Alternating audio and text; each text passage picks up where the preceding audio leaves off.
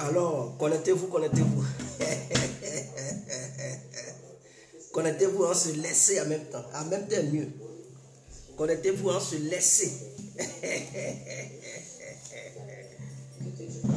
Connectez-vous en se laisser en même temps. En même temps, mieux. Mettez-vous en ligne. Mettez-vous en ligne. Mettez-vous en ligne. Connectez-vous. On va se laisser en même temps. Ah. Connectez-vous, on se laisser. Connectez-vous, on va se laisser.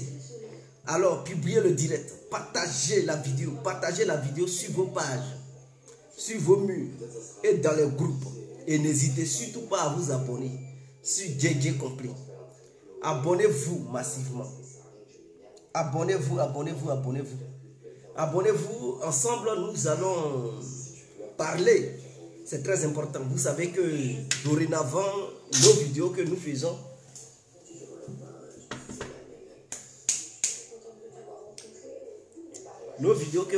ce sont des vidéos aiguës.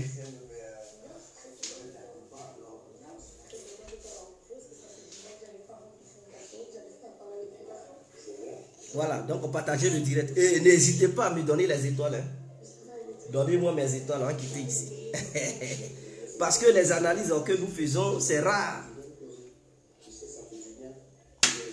de voir de telles analyses sur la toile, même hein,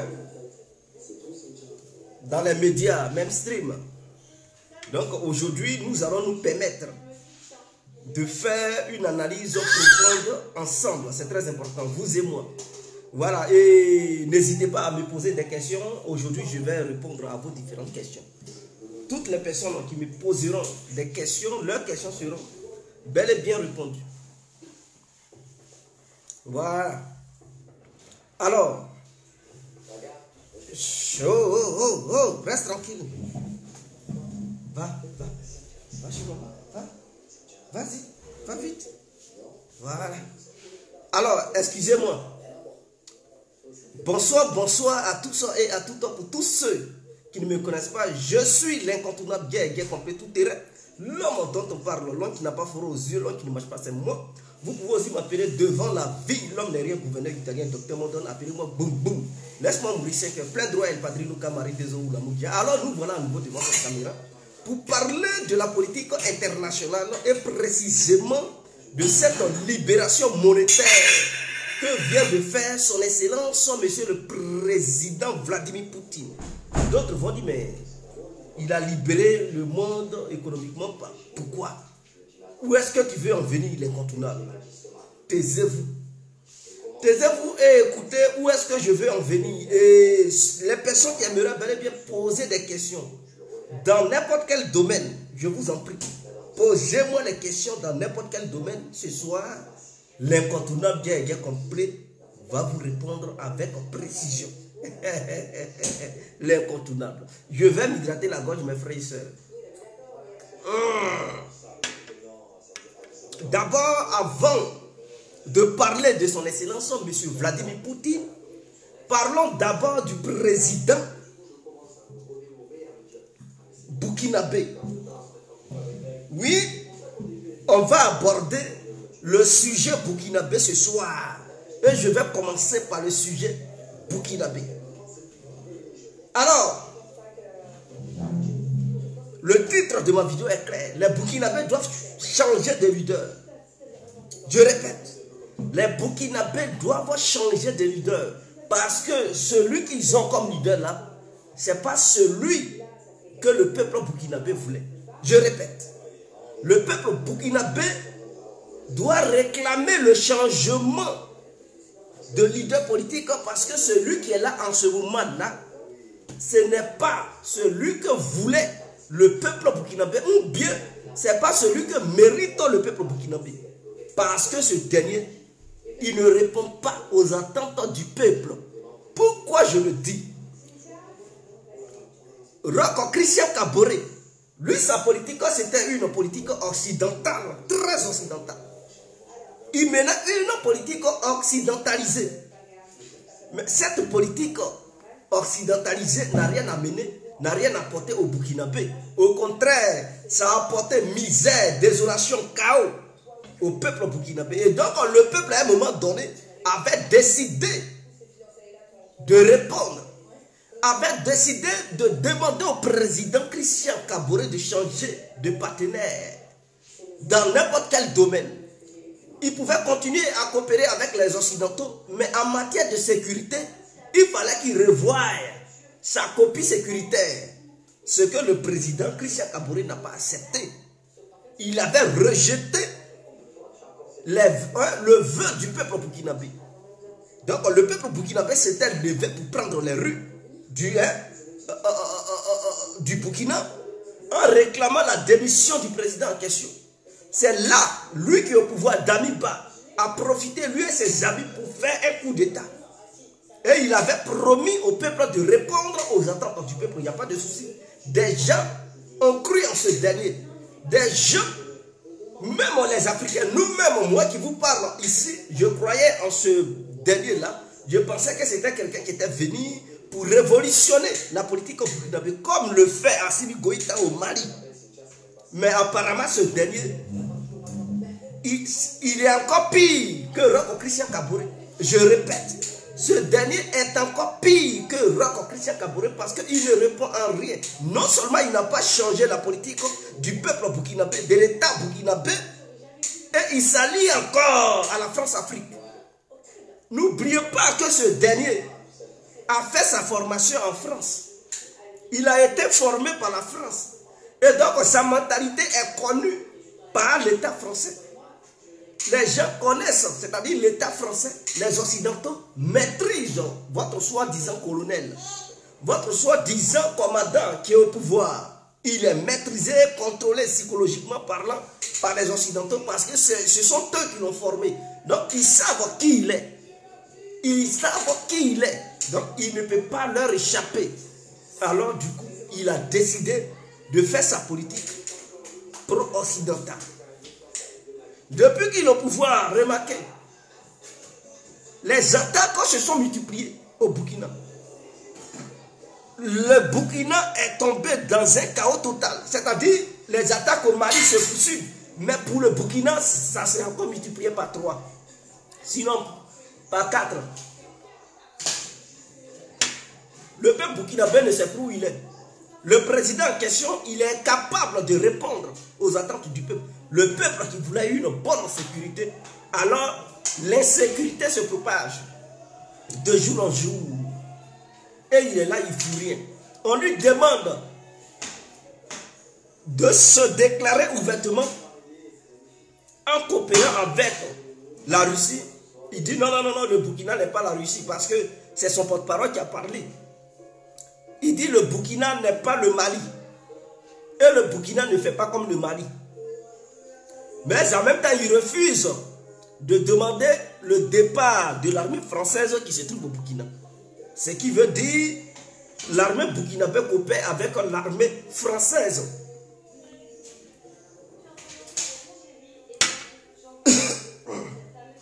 Excusez-moi. Donc l'armée burkinabé coopère avec l'armée française qui se trouve au Burkina. Puisque l'armée française a eu une base militaire. Et cette base militaire a été créée au Burkina pour que le Burkina et la France coopèrent. Maintenant, si le nouveau président, il prétend vouloir changer de politique sécuritaire et qu'il ne s'adresse même pas à l'armée française qui s'y trouve, puisque cette armée s'est retrouvée là-bas dans le seul but de coopérer avec le Burkina sur le plan sécuritaire au nord du Sahara, dans la zone sahélienne. Donc lui, non seulement il ne demande pas aux Russes de venir, mais il ne déclare pas publiquement au peuple burkinabé que non, il a rompu à la France. Sur le plan sécuritaire, je n'ai pas dit sur le plan commercial, parce que ne faites pas les amalgames. On peut rompre les liens sur le plan sécuritaire, mais sur le plan économique, on peut continuer. Je n'ai pas dit qu'il n'a qu'à chasser les entreprises françaises, ce n'est pas ce que je vous dis. Je parle du plan sécuritaire. Il peut rompre ses liens et réorienter sa politique sécuritaire avec une autre nation, tout en gardant sa politique économique avec l'Occident, mais en demandant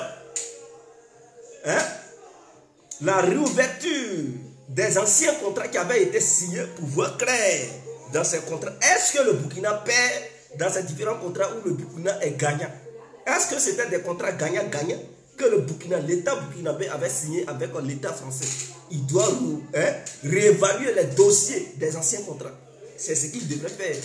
C'est là que le peuple l'attend. Mais non, il ne le fait pas. Non seulement il ne fait rien, le peuple meurt et il est là. Il ne prend aucune décision pour comment on appelle ça, les élections futures du Burkina. Et il est là. Non seulement, remarquez, il ne subit aucune sanction venant de la part de la CEDEAO. Il n'y a aucune critique venant de la part de l'Union européenne. Donc vous devez comprendre. Parce que quelqu'un qui se dit patriote, un président digne de ce nom, qui mène une politique au nom de son peuple et le bien-être de son peuple, il devrait s'attirer la colère de Paris, la colère de l'Union européenne, l'Union européenne et la colère de l'Union africaine.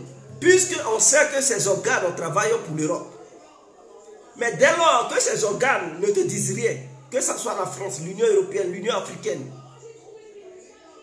et la BCAO ne dit rien, la CEDEAO ne dit rien, c'est que ces gens-là, tu t'attends parfaitement avec eux. Donc tu ne verras aucune sanction de leur part. Tous ceux qui ont voulu travailler pour leur nation, qui ont voulu l'intégrité territoriale, l'indépendance totale de leurs concitoyens, de leur pays, ont vu des sanctions émerger. Ont vu des démarches inamicales venant de la part de ce que je viens de signer, de ces organisations. Mais remarquez, le président Mali, burkinabé, il est là. Personne ne le sanctionne. Rien du tout. Pendant ce temps, le Mali est sanctionné de toutes parts. Pendant ce temps, la Centrafrique est sanctionnée de toutes parts.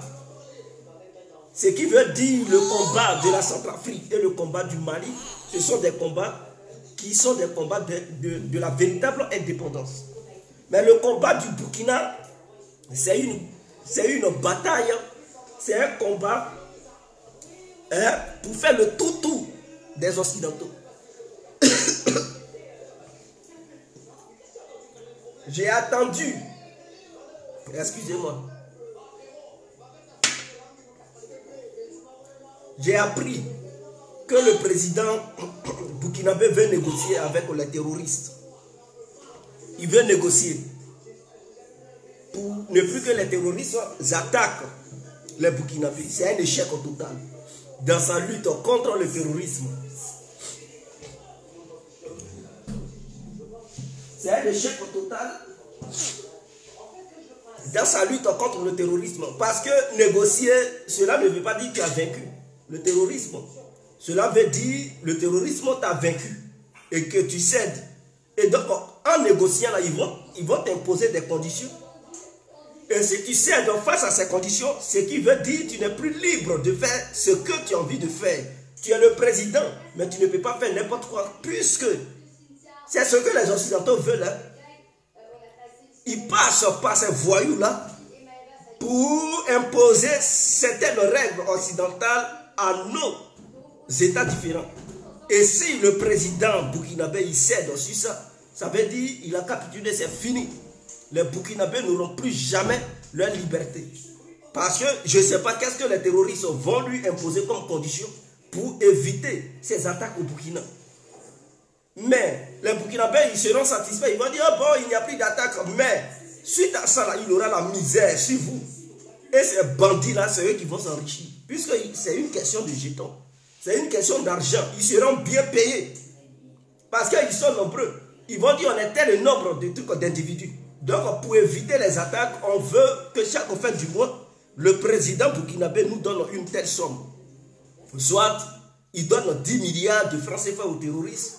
Et puis, en retour, eux, ils évitent maintenant d'attaquer. Et donc, ces 10 milliards-là, ils vont partager ça entre eux. Mais en retour, le peuple burkinabé gagne combien? Puisque ces 10 milliards allaient permettre à l'État burkinabé d'investir dans quelques secteurs pour développer le Burkina. Mais comme le gouvernement burkinabé est incapable de faire face au terrorisme, alors ils vont céder. Mais ces 10 milliards, par exemple, qu'ils allaient donner à ces terroristes, ils pouvaient donner ça à une armée étrangère qui est bel et bien déterminée à aider l'État burkinabé à libérer le pays. Mais non, le Burkina ne le fait pas. Au lieu de s'armer, avoir une armée forte, acheter des appareils de dernière génération, demander le transfert de technologie pour organiser une armée. Tu es soldat, tu es au sommet de l'État. Qu'est-ce qui t'empêche à œuvrer pour avoir une armée puissante, pour que le jour où tu pars, les Burkinabés puissent reconnaître que quand tu étais là, tu avais reconstitué l'armée burkinabé, tu as laissé aux Burkinabés une véritable armée qui fera face à n'importe quel bandit. Mais non, il ne le fait pas. Il ne le fait pas. Oh, sa base, c'était que le Burkina n'était pas mieux armé, donc ça faisait que les bandits tuaient. Hein, les soldats burkinabés, le peuple burkinabé. Mais lui, il est là, il fait quoi? Voici les Maliens. Les Maliens, ils sont là armés, ils sont là dotés leur armée des armes de dernière génération. Même la Côte d'Ivoire n'est pas mieux armée que le Mali. En Côte d'Ivoire, il n'y a pas de radar militaire. Je vous le dis, il n'y a pas de radar militaire en Côte d'Ivoire. Les Ivoiriens se servent de leur radar de transport civil pour repérer les avions, tout ça là. Mais les Maliens ont ça, mais en dehors de ça, ils se sont dotés d'un radar militaire. Ils ont acheté plusieurs hélicoptères de guerre. Ils reçoivent des formations. Le Burkina a combien de trucs hélicoptères de guerre? Malgré qu'ils sont sous embargo, mais ils sont là à renforcer leur armée. Il n'y a pas longtemps, ils ont anéanti 200 trucs terroristes. Mais qu'est-ce que le Burkina fait? Le Burkina ne fait rien. Au lieu de s'engager sur ce volet-là, non, il est là, il tient des discours, il apporte un truc tenue militaire et il ne fout rien. Le Burkinabé devrait changer de leader. Il fait honte à l'Afrique. Il fait honte à Thomas Sankara. Il ne ressemble pas à un leader révolutionnaire. C'est un incompétent, c'est un incapable. Les Maliens qui sont sous embargo, leur armée est devenue puissante que l'armée ivoirienne.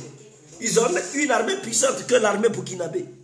Ils ont une armée puissante que l'armée guinéenne. Parce qu'ils ne dorment pas. Ils œuvrent pour le bien-être de leur armée. De la puissance et le feu. Bientôt, ils vont avoir des missiles anti-aériens. Des systèmes anti-aériens. Ils ont acheté le radar d'abord. Ça va être suivi des systèmes anti-aériens. Ça veut dire les Maliens auront la capacité d'abattre des avions F-16, des avions Rafale dans leur espace aérien si jamais un pays d'une grande puissance essayait de violer leur espace aérien. Ce qui n'est pas le cas en Côte d'Ivoire. On n'a même pas de système anti-aérien. Ce sont des canons là, ça ne peut pas abattre des vrais avions de trucs qui passent dans l'espace. Excusez-moi.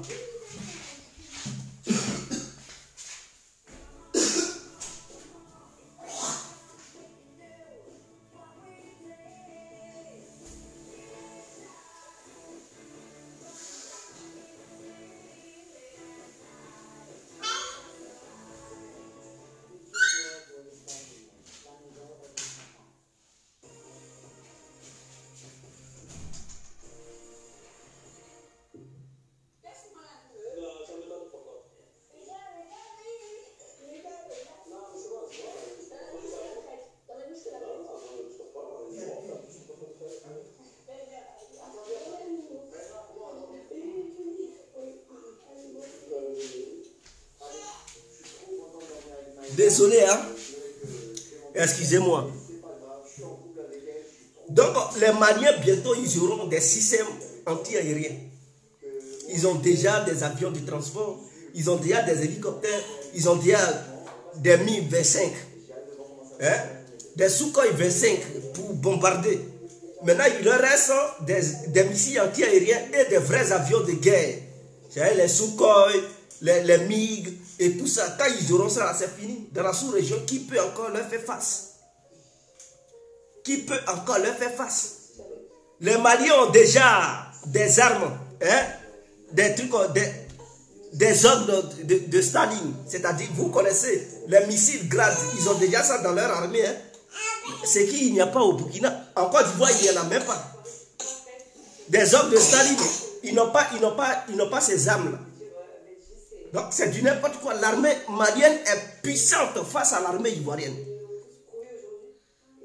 Voilà pourquoi l'Union africaine refuse d'attaquer le Mali. Parce qu'ils savent que les Maliens sont capables de se défendre si jamais ils sont attaqués. Parce qu'ils ont des avions qui peuvent décoller pour frapper l'armée qui peut les attaquer. Et ils ont des missiles pour abattre les avions ennemis. Ils ont aussi des canons pour répondre. Et ils ont du personnel qui peut faire face à une agression extérieure. Voilà pourquoi l'Union africaine n'a pas osé attaquer le Mali. Quand il s'agissait de la Côte d'Ivoire, ils étaient chauds au temps de Gbagbo.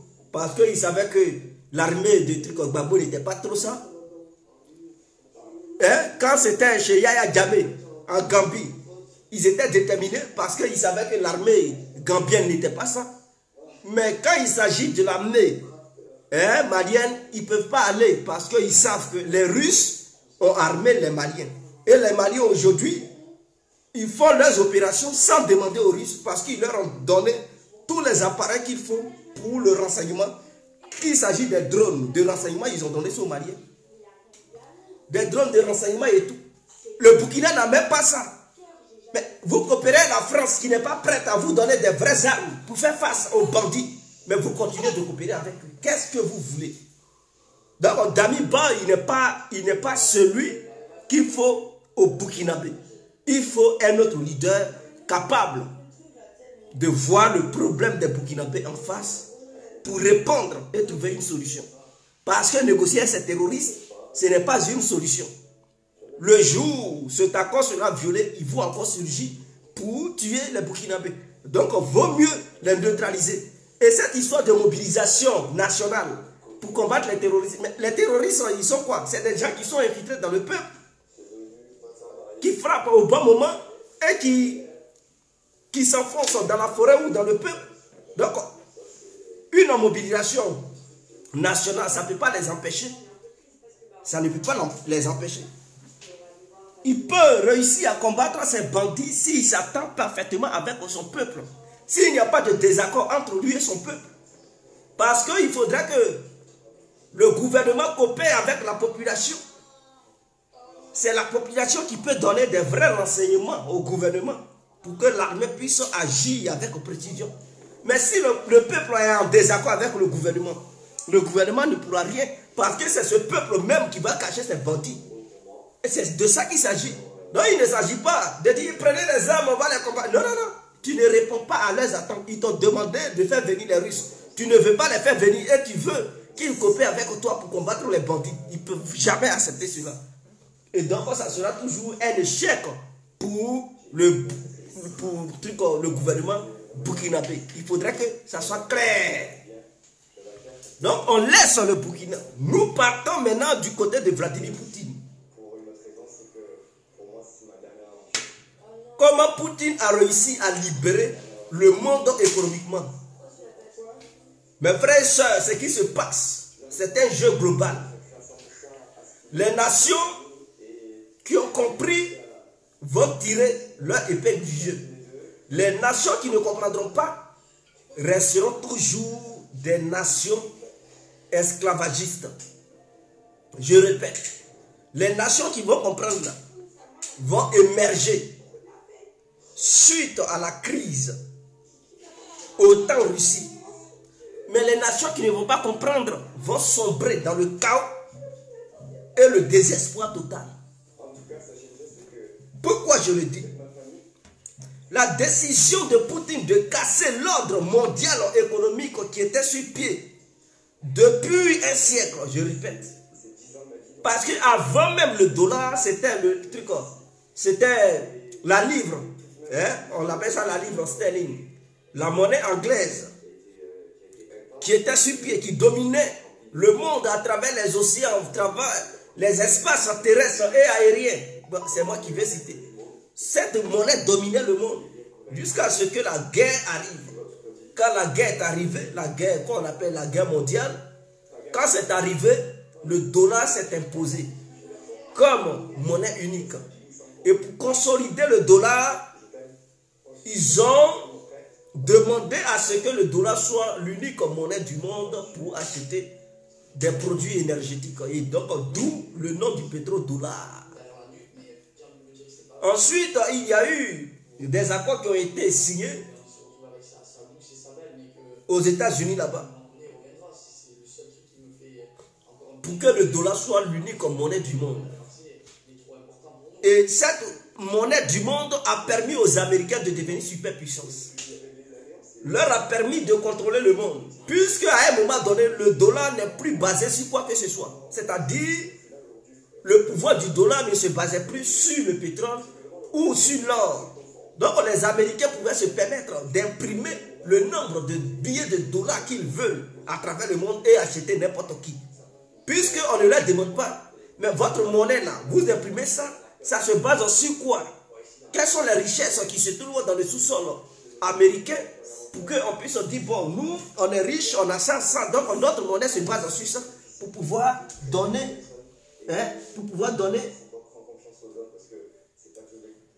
la pesanteur de la monnaie appelée le dollar vis-à-vis du monde. Ils ne le faisaient plus. Au début, oui, mais après, ils avaient décidé d'annuler tout ça. Donc, cela leur permettait d'imprimer beaucoup de dollars. Ils sont endettés, mais personne, ils ne vont jamais rembourser ces dettes. Non, ils imprimaient beaucoup de dollars. Et ça fait que dans leur budget de défense, ils injectent beaucoup de dollars. Ils peuvent dire, bon, nous là, cette fois-ci, c'est 1000 milliards de dollars pour l'armée. 800 milliards de dollars pour l'armée. Parce que pétrole le contrôle. Pétrole le contrôle. Excusez-moi. Hein.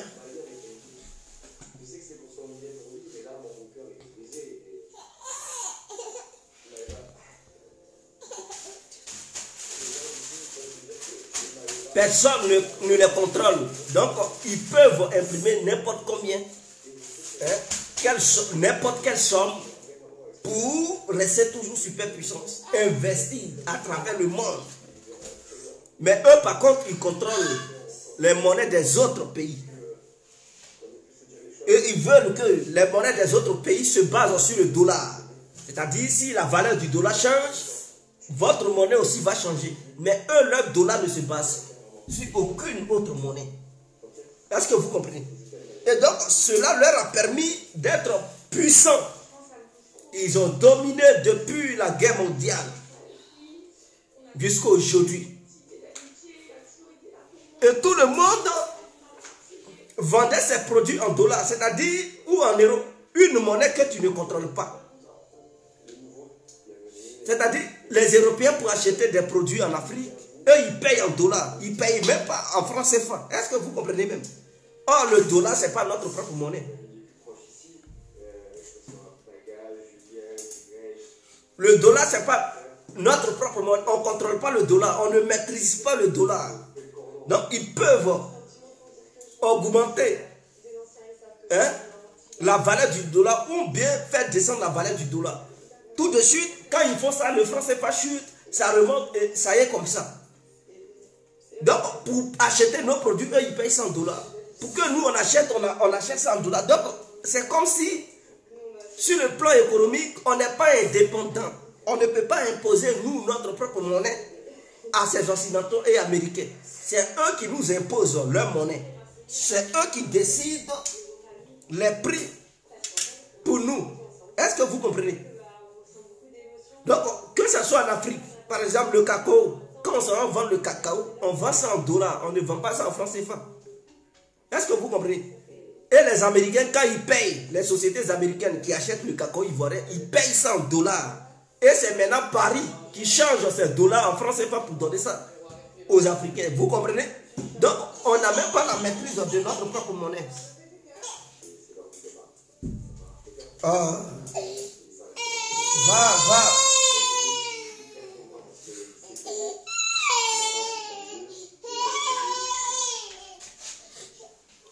Donc, on n'a pas la maîtrise de notre propre monnaie.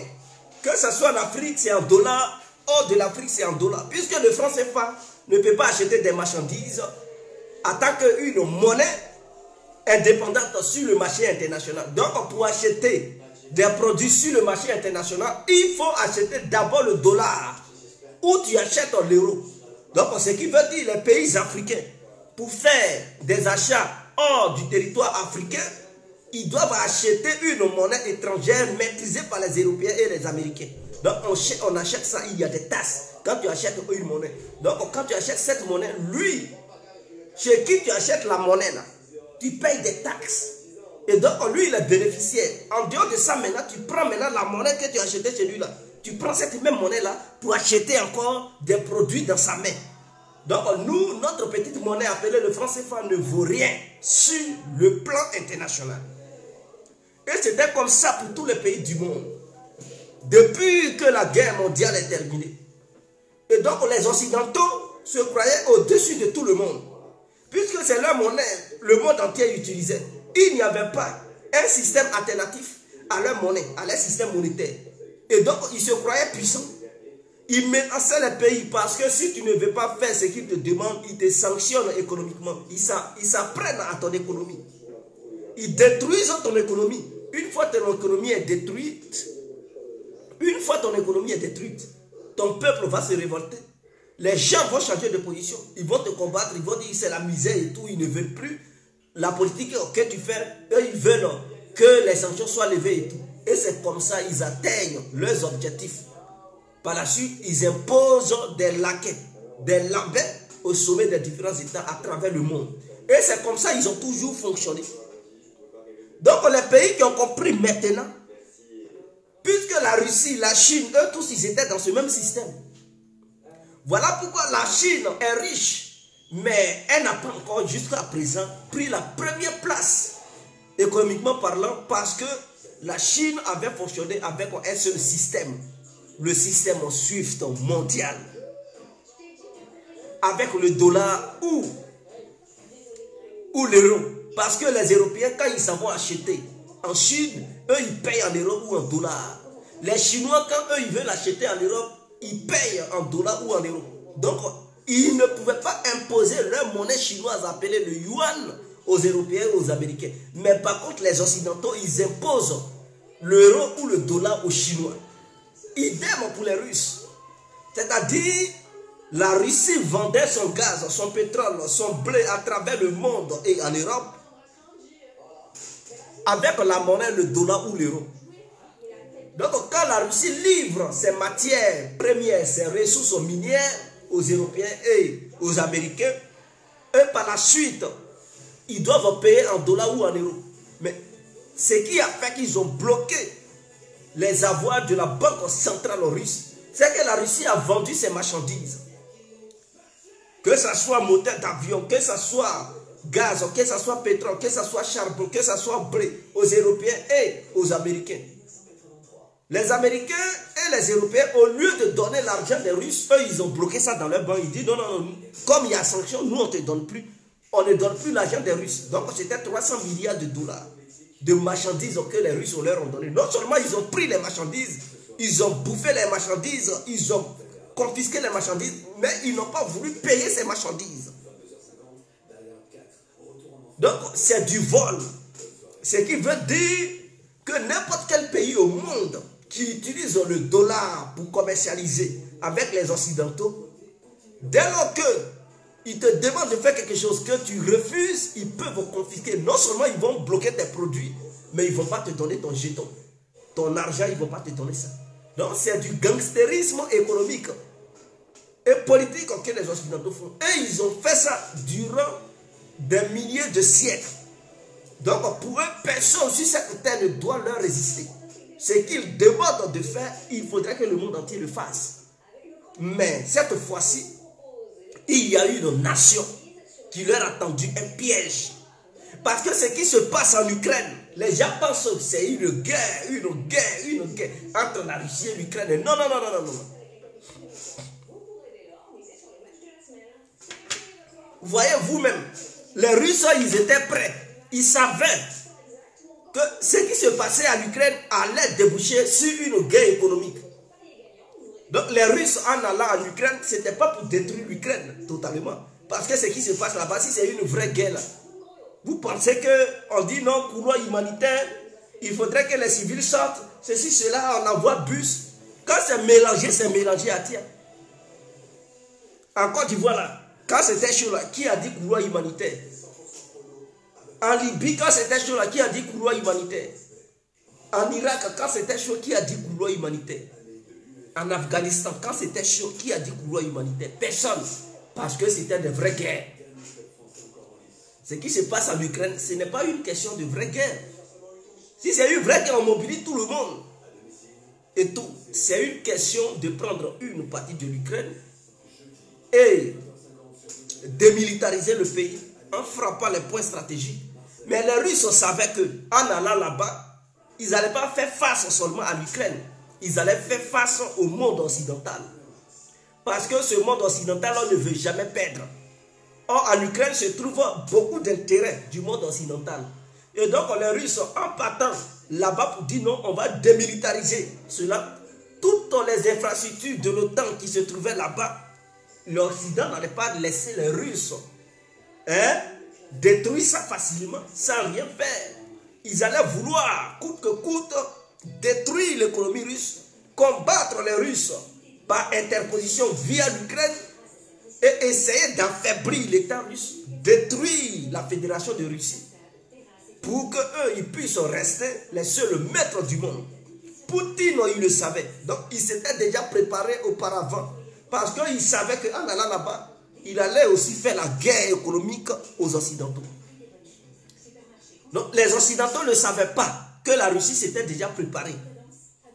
Ils ne savaient pas que la Russie savait déjà qu'en allant en Ukraine, ce n'était pas seulement aux Ukrainiens qu'ils allaient faire face. Ils allaient faire face au reste du monde occidental.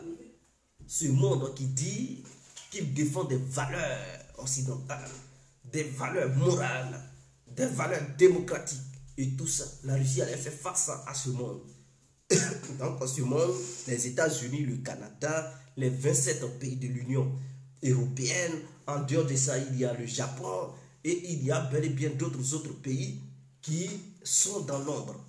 Donc, les Russes se sont préparés, ils ont dit, bon, si on n'intervient pas maintenant et qu'on reste dans le monde occidental, que l'Occident dirige, tôt ou tard, la Russie risque de disparaître. Donc, Poutine, ayant cette vision, il sait que c'est lui seul qui a cette vision en Russie.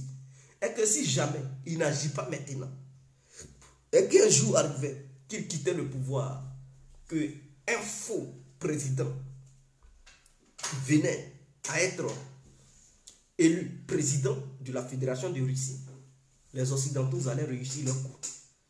C'est-à-dire comme Boris Yeltsin, des grands buveurs de volcan, qui étaient des dirigeants de l'Union soviétique qui ont fait que l'URSS a chuté, qui avaient livré le pays au chaos occidental, où les Occidentaux partaient pour piller le pays, devenir des milliardaires, se servir comme bon leur semblait. Il y avait des corrompus, d'oligarques russes qui coopéraient avec l'Occident au détriment du peuple russe.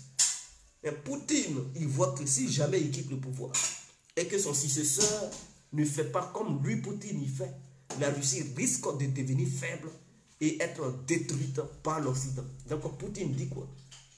C'est le moment de permettre à la Russie de sortir du monde occidental dirigé par l'Occident depuis des siècles. Donc avant que Poutine ne déclenche cette opération spéciale en Ukraine, il allait voir la Chine. Remarquez qu'avant le début des JO, Poutine était en Chine. Personnellement, il allait assister à l'ouverture de ces Jeux, mais ils ont parlé de ce que la Russie allait faire. Ils ont envoyé des spécialistes en Inde et aussi en Iran pour leur faire part de leurs opérations qu'ils allaient faire. Parce que la Russie ne pouvait pas s'engager uniquement seule, sans avoir le soutien de ses amis. Parce qu'il fallait informer ses amis avant de déclencher cette opération. Parce que la Russie savait que l'Occident n'allait pas rester la bouche fermée et que les Occidentaux allaient agir.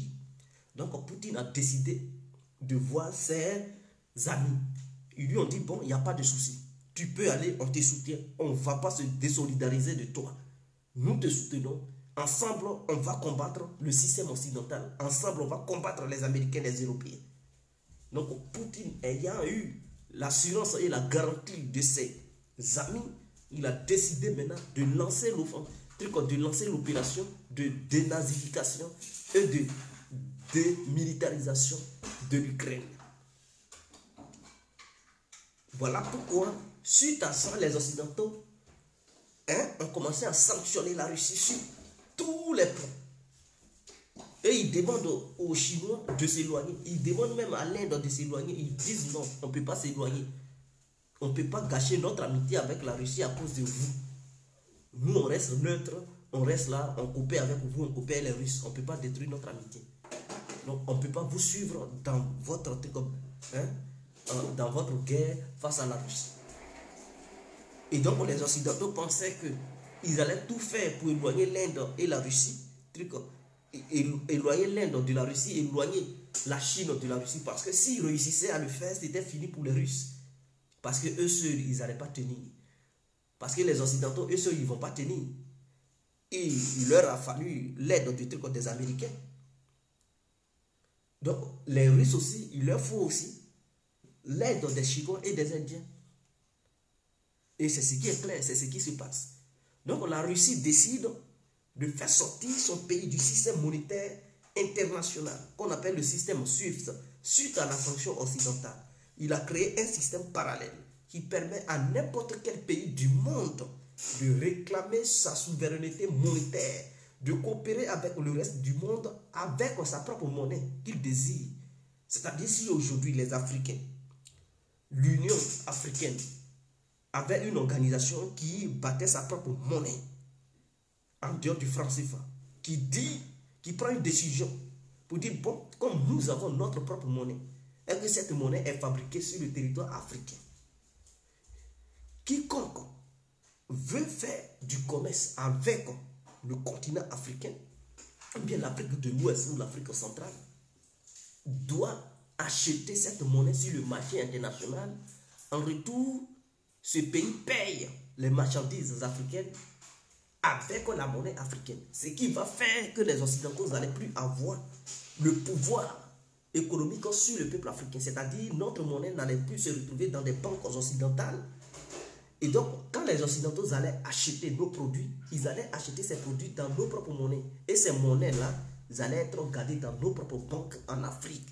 Mais lorsque les Occidentaux achètent nos produits dans leur propre monnaie, c'est eux qui gardent cette monnaie parce que les banques africaines ne peuvent pas garder l'euro.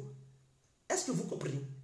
Donc, non seulement ils achètent nos produits dans leur propre monnaie et donc leurs monnaies sont gardées dans les banques européennes et ils disent aux Africains, bon, il y a votre argent ici, ne vous inquiétez pas et tout.